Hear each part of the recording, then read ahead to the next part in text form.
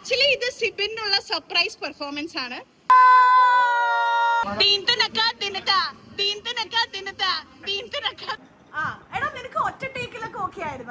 മലയക്കോട്ടെ വാലിബനിലുണ്ടായ മറക്കാൻ പറ്റാത്ത ഒരു എക്സ്പീരിയൻസ് പറ. Hello, welcome to my channel. ഞാൻ ഇപ്പോൾ ഒരു 2 സെക്കൻഡ് മുന്നേ പ്ലാൻ ചെയ്തതാണ് ഇതൊരു വ്ളോഗ് ആക്കിയാലോ എന്ന്. അപ്പോൾ കൂടുതൽ ചിന്തിക്കാൻ നിൽക്കുന്നില്ല, ഞാനതൊരു വ്ളോഗ് ആക്കാൻ പോവാണ്. അപ്പോൾ കഴിഞ്ഞ കുറച്ച് ദിവസമായിട്ട് ഒരു ബിഗ് വെഡിങ്ങിന് വേണ്ടിയിട്ട് പ്രിപ്പറേഷൻ ആണ്. വെഡിങ് ആരുടെയാണ്? എൻ്റെ ഫ്രണ്ട്സ് സർക്കിളിൽ സിംഗിൾസ് ആയിട്ടുള്ള വളരെ കുറച്ച് പേരേ ഉള്ളൂ. അപ്പൊ കുറച്ച് പേരിൽ ഒരാളും കൂടെ അങ്ങനെ ടിക്ക് ചെയ്യാൻ പോവാണ്. From being miss to Mrs Arya is getting married. അപ്പോൾ സിബിൻ ആര്യ കല്യാണത്തിന് ഭയങ്കര എക്സൈറ്റഡ് ആണ് നമ്മളെല്ലാവരും. ഹൽദി, സംഗീത്, വെഡിങ്, റിസെപ്ഷൻ എന്നുവെച്ചാൽ ക്രിസ്ത്യൻ വെഡിങ്ങും ഹിന്ദു വെഡിങ്ങും ഒക്കെ ഉണ്ട്. അപ്പം അതിൽ ലൈറ്റ് കുറവാണോ എന്നാൽ പിന്നെ ഇവിടെ നിന്ന് പറയാം. അപ്പോൾ അതിൽ സംഗീതിൻ്റെ ഒരു ചെറിയൊരു ഉത്തരവാദിത്തം ആര്യ എനിക്ക് തന്നിട്ടുണ്ട്. അപ്പോൾ അത് കുളമാക്കാണ്ട് ചെയ്യണമെന്നുണ്ട്. ഇത് കറക്റ്റ് അല്ലേ? അപ്പോൾ കുറച്ച് ഡാൻസും പരിപാടികളൊക്കെ ആയിട്ട് അപ്പം ലിസ്റ്റിൽ ഒരു 20-25 പേരുണ്ട് ഡാൻസിൽ. പക്ഷെ പ്രാക്ടീസിന് ആരൊക്കെ വരും, ആരൊക്കെ ഫൈനലി സ്റ്റേജിൽ കളിക്കുമ്പോൾ എന്നൊന്നും അറിയില്ല. കാരണം എല്ലാവരും പല സ്ഥലങ്ങളിൽ വരുന്ന ആൾക്കാരാണ്, പല ജോലികൾ ചെയ്യുന്ന ആൾക്കാരാണ്. അപ്പോൾ ഉള്ളത് കൊണ്ട് ഓണം പോലെ അല്ല, ഉള്ളത് കൊണ്ട് കല്യാണം പോലെ. അപ്പോൾ അവിടെ എത്തിയിട്ട് ബാക്കി വിശേഷങ്ങൾ കാണിക്കാൻ ആരൊക്കെ ഉണ്ടെന്നും നമുക്ക് ആര്യയുടെ ഒരു മാനസികാവസ്ഥയും ഒക്കെ ഞാൻ ഇതിനകത്ത് പകർത്തിയെടുക്കാമെന്ന് വിചാരിച്ചു. എനിക്ക് വെഡിങ്ങും അവിടുത്തെ മൊമെന്റ്സ് ഒക്കെ ഷൂട്ട് ചെയ്യണം എന്നുണ്ട്. അപ്പോൾ അതും ഞാൻ മാക്സിമം ശ്രമിക്കും. അതിനു മുമ്പ് ഒരു pre wedding vlog. Welcome to my channel again.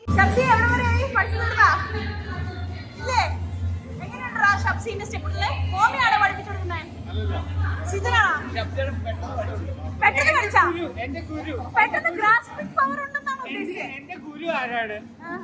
എന്നെ ആദ്യമായിട്ട് നൃത്തച്ചുവടുകൾ പഠിപ്പിച്ചത് ആരാണ്?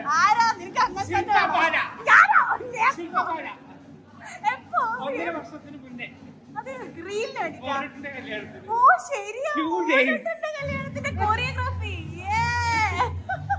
മനു, നീ തിരുവനന്തപുരത്ത് നിന്ന് ഡാൻസ് പഠിപ്പിക്കാൻ വേണ്ടി വണ്ടി കയറിയപ്പോൾ നീ പ്രതീക്ഷിച്ചത് എന്താണ്? ഇവിടെ സംഭവിച്ചത് എന്താണ്? ഞാൻ പ്രതീക്ഷിച്ചത് വേറെ ഒന്ന്, ഇവിടെ സംഭവിക്കുന്നത് വേറെ.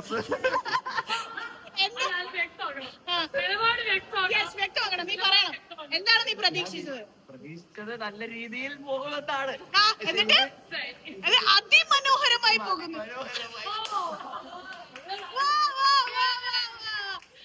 നിനക്ക് ഇതുപോലത്തെ ഇനിയും കല്യാണങ്ങൾ വരുമ്പോൾ ഇതുപോലത്തെ കൊറിയോഗ്രാഫി ചെയ്യാൻ വേണ്ടി നിന്റെ ഏത് നമ്പറിലേക്ക് കോണ്ടാക്ട് ചെയ്യാനാ പറയുന്നത്? ഫോൺ എടുക്കുന്നില്ല. നീ ഇതോടെ നിർത്തിയാ?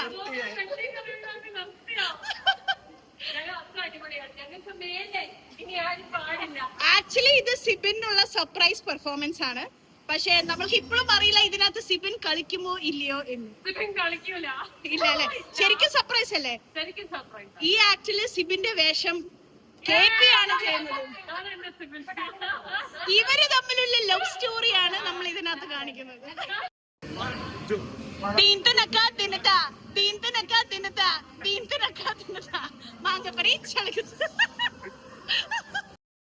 വിശക്കുന്നോ?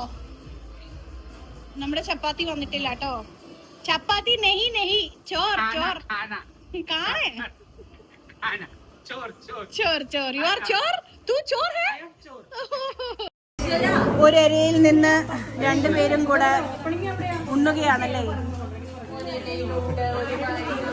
അങ്ങനെയാണോ നിങ്ങൾ? ഒരു ഇലയിലുണ്ട്, ഒരു പായൽ ഉറങ്ങി ആണല്ലേ? കുറച്ച് എനിക്ക് തരുമോ? അതും തരും. ഓക്കെ, വേണ്ട, വെറുതെ വെച്ചോ. മോമി ഒറ്റയ്ക്കാണോ? മോമി ആർക്കും ഷെയർ ചെയ്യില്ല?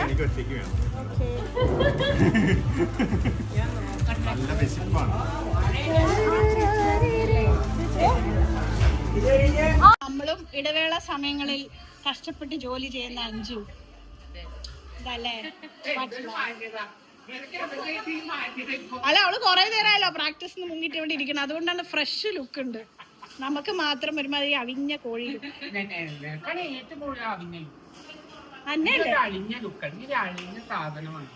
ഇതിനൊക്കെ ഞാൻ തരുന്നുണ്ട്. ബ്ലോഗൊന്നും ഇറങ്ങട്ടെ.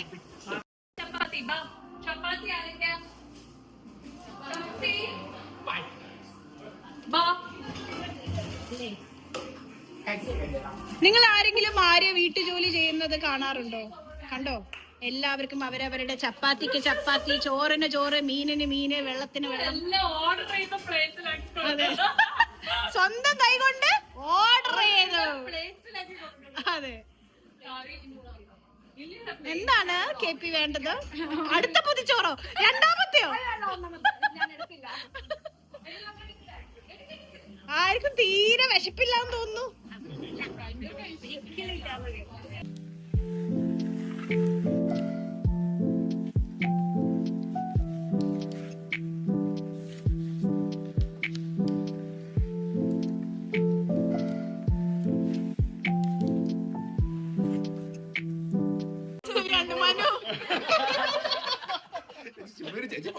അതല്ല അതല്ലടാ, അതല്ല, അതായത്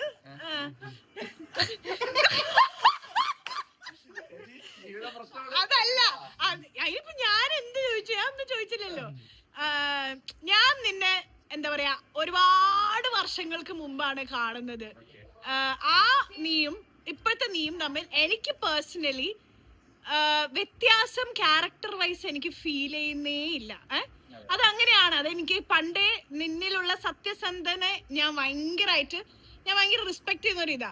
സിനിമ ഇൻഡസ്ട്രിയിൽ വന്നതിന് ശേഷം, സിനിമയാണ് നിന്റെ സ്വപ്നം എന്ന് പണ്ടേ എനിക്കറിയാം. അപ്പൊ വന്നതിന് ശേഷം നീ ഇൻഡസ്ട്രിയെ കുറിച്ചും സിനിമ എന്താ പറയാ ഒരു വർക്കിംഗ് റുട്ടീനെ കുറിച്ചൊക്കെ നീ എന്താ മനസ്സിലാക്കിയേ? നല്ലതാണ്. എല്ലാരും നല്ല ബഹുമാനത്തോടും സ്നേഹത്തോടും അതുകൊണ്ട് എനിക്ക് ഇതിൽ വന്നതിൽ ഞാൻ വളരെ പ്രൗഡാണ്.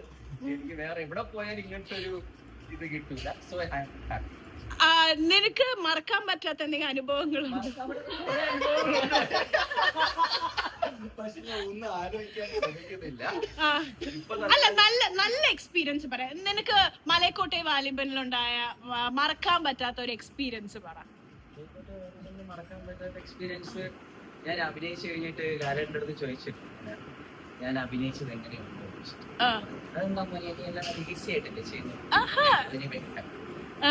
പിന്നെ അത് കണ്ടിട്ട് വേറെ ആൾക്കാരൊക്കെ വിളിച്ചതായിട്ട് ആരെങ്കിലും കുറെ പേര് വിളിച്ചു. എന്നെ അരുൺ മാതീശ്വരൻ സാർ വിളിച്ചു. എന്നിട്ട് എന്ത് പറഞ്ഞു? പടത്തിന്റെ ഒരു എടാ, നീ നേരത്തെ കാണിച്ചത് ഒന്നും കൂടി കാണിക്കണം. നീ ചെന്നൈ റെയിൽവേ സ്റ്റേഷനിൽ നീ എന്താണ് ചെയ്തത്? നീ സിനിമയിൽ അഭിനയിച്ച അല്ല, നേരത്തെ നീ കാണിച്ചില്ലേ? അത് പറ. നീ എന്താ നീ മൊത്തം പറ. അതായത് സിനിമയില് അഭിനയിച്ചതിന് ശേഷം മലയക്കോട്ടെ സിനിമയിലെ റിയാലിറ്റി ഷോ. എടാ, നിനക്ക് ഒറ്റ ടേക്കിലൊക്കെ ഓക്കെ ആയിരുന്നാ? പിന്നെ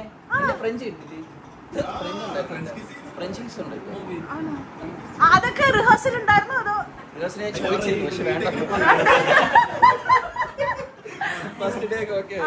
നീ ചെന്നൈ റെയിൽവേ സ്റ്റേഷനിൽ ചെയ്തായിരുന്നു. അതായത് തമിഴ് റിയാലിറ്റി ഷോയിലോട്ട് നീ പോയി, ഡാൻസ് കണ്ടസ്റ്റന്റ് ആയിട്ട് പോയി. അപ്പൊ അതിനുശേഷം നീ എന്താണ് മനസ്സിൽ വിചാരിച്ചത്? ഇനി മുതൽ നമ്മള് ഭയങ്കര സെലിബ്രിറ്റി ആവും, എല്ലാരും അറിയപ്പെടും. പക്ഷെ ആരും അറിഞ്ഞില്ല. അപ്പൊ നീ എന്ത് ചെയ്തു? നീ അത് അറിയുമോ ഇല്ലയോ? അതായത് കോവിഡ് സമയത്താണല്ലോ റിയാലിറ്റി ഷോ വരുന്നത്. അപ്പം നീ പോപ്പുലർ ആണോ എന്ന് നിനക്ക് അറിയാൻ വേണ്ടി നീ എന്താ ചെയ്തത്? മാസ്ക് ഊരിയിട്ട് 1 മണിക്കൂറോളം റെയിൽവേ സ്റ്റേഷനിൽ ചിരിച്ചോണ്ട് നടന്നു. എങ്ങനെ അത് കാണിച്ചേ? ഒരാൾക്കാർ വരുമല്ലോ, അപ്പൊ ഞാൻ അതിൽ കൊറേ കോമഡി ഒക്കെ ചെയ്തിട്ടുണ്ടല്ലോ. അതേപോലെ ചിരിച്ചോണ്ട്, പക്ഷെ ആരും മനസ്സിലാക്കില്ല. എന്നിട്ട് ലാസ്റ്റ് 1 മണിക്കൂറിന് ശേഷം അവിടെ എന്താണ് സംഭവിച്ചത്? നിന്റെ ജീവിതം മാറ്റി ഈ സൈഡിൽ ബാക്കിന്ന് മനോജ് മോസസ്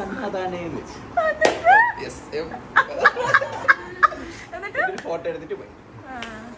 അപ്പൊ ആ 1 മണിക്കൂർ മുതലാക്കി കിട്ടി.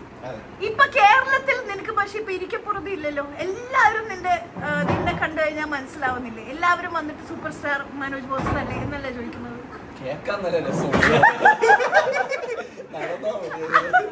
പക്ഷെ ഒരു കാര്യം പറയട്ടെ, മൂൺ വാക്കിൽ നീ തകർത്തു.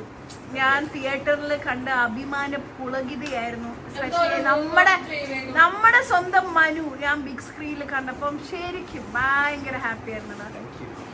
അതോടുകൂടി മനുവിന്റെ അഭിമുഖം ഇവിടെ അവസാനിക്കുന്നു. ഒരു അതിഗംഭീര മൂൺ വാക്കിൽ നമുക്കിത് അവസാനിപ്പിക്കാം. അയ്യോ, മൂൺ വാക്ക് കാലം. നീ അവിടുന്ന് ചെയ്യാ, ആ സൈഡിൽ നിന്ന് അപ്പോഴേ കാലിട്ടു.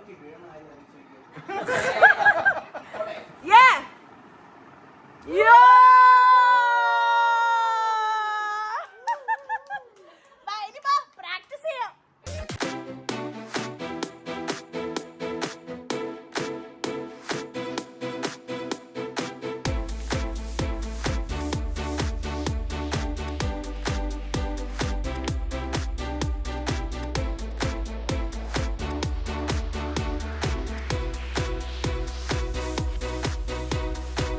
അങ്ങനെ 5-6 മണിക്കൂർ നീണ്ടു നിൽക്കുന്ന റിഹേഴ്സൽ ഇവിടെ കഴിഞ്ഞിരിക്കുകയാണ്.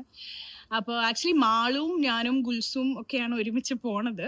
പക്ഷെ മാളുവിനെ സിബിൻ്റെ ടീം തട്ടിയെടുത്തിട്ടുണ്ട്. അപ്പോൾ